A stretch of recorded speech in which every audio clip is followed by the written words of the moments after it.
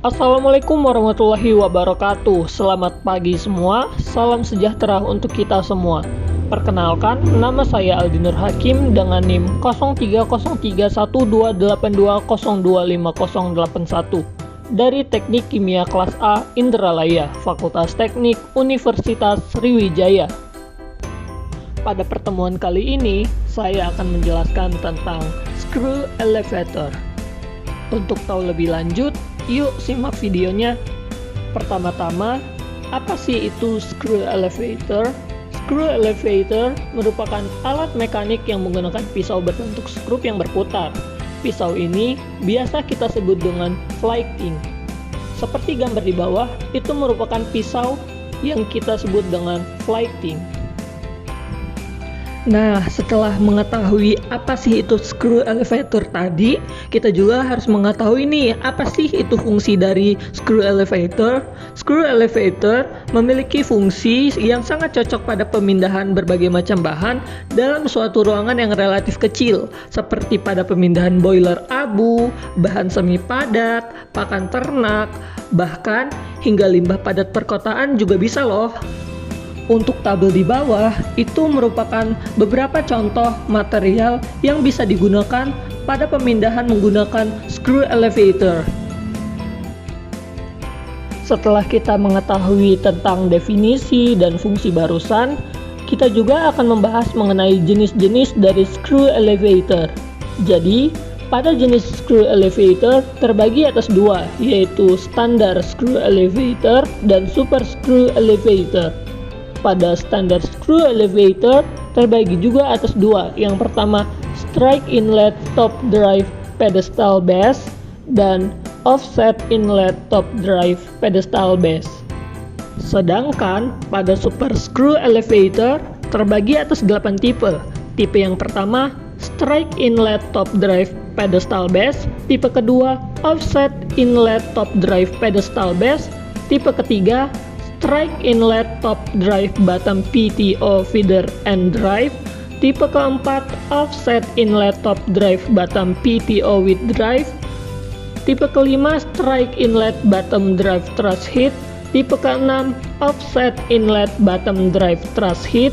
Tipe ketujuh, strike inlet bottom drive thrust head feeder and drive.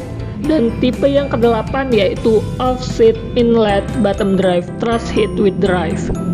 Nah, itu dia merupakan jenis dan klasifikasi dari elevator screw. Selanjutnya, kita akan membahas mengenai prinsip kerja dari screw elevator. Adapun prinsip kerja pada screw elevator itu sendiri ialah dengan mendorong bahan menggunakan tabung yang berisi pisau spiral yang melilit. Adapun pisau melilit tadi kita sebut dengan flighting. Dengan adanya alat tersebut dapat membuat material menjadi lebih kecil saat proses transportasi berlangsung. Adapun dalam dasar pertimbangan pemilihan alat itu didasari dari 3 hal. Yang pertama, mudah dalam penggunaannya dan dapat ditempatkan di ruangan yang sempit. Yang kedua, pada saat proses transportasi, tabung spiral yang terbuat dari pisau tadi terus-menerus berputar sehingga mencegah adanya alat mengalami kerusakan ataupun kemacetan. Dan poin ketiga, lebih efisien dan efektif karena dapat mengangkut material dalam jumlah banyak.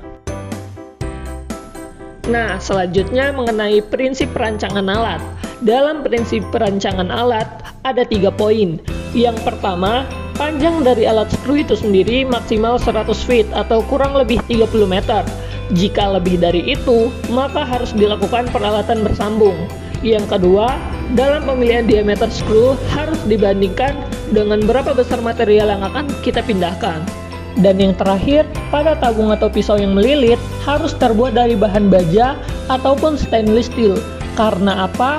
Karena bahannya yang lebih tahan dari suhu tinggi. Pada perhitungan kali ini kita akan menghitung capacity.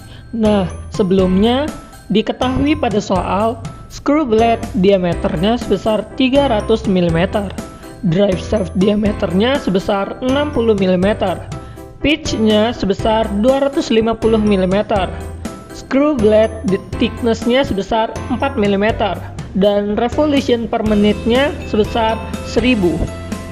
Pada semen, nilai dari specific weight materialnya sebesar 1600 gram dan lambdanya sebesar 6,0, dan yang terakhir pada degree of stroke fillingnya sebesar 0,1.